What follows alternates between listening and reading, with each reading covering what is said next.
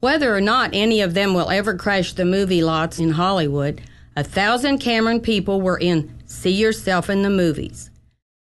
These words appeared in the Cameron News Observer as written by my grandfather, B.B. Witt. I'm Peggy Dillon Sharp, and I invite you to sit back and enjoy this view of life in Cameron as it was in 1938 and 1939. As a fundraiser, the Cameron Business and Professional Women's Club hired a professional motion picture crew to film life in Cameron.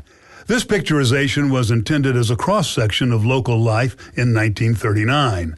The goal was to show local business activities, clubs, churches, schools, parades, festivals, and civic events. To be included, a business was charged $10 to $15. Cameron was already being called the crossroads of the nation. With population of 3,507, it was located at the intersection of Highways 36 and 69. Over 30 gas stations dotted the city streets. The rumble of trains was a daily occurrence as railroad tracks crisscrossed the city. The world had seen only one great war, but the murmurings of another were on the horizon. New York City hosted the World's Fair, but Cameron held its own when it came to city celebrations. Victor Marvel was the motion picture cameraman's name, and on August 16th, he began shooting footage of Cameron.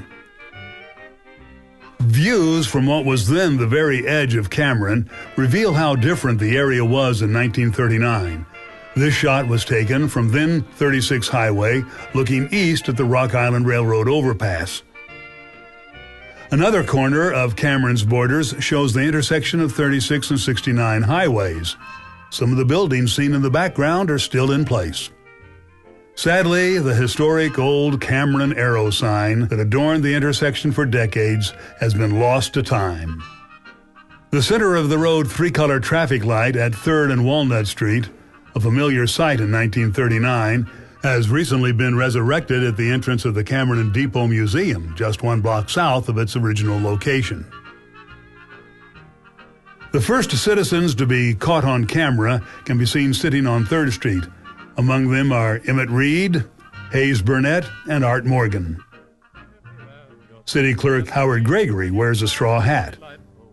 Shoe store owner Raleigh Brown visits with a friend in front of the Farmers State Bank. School caretaker Bob Marsh takes a break, and attorney Lee Cross strolls down 3rd Street.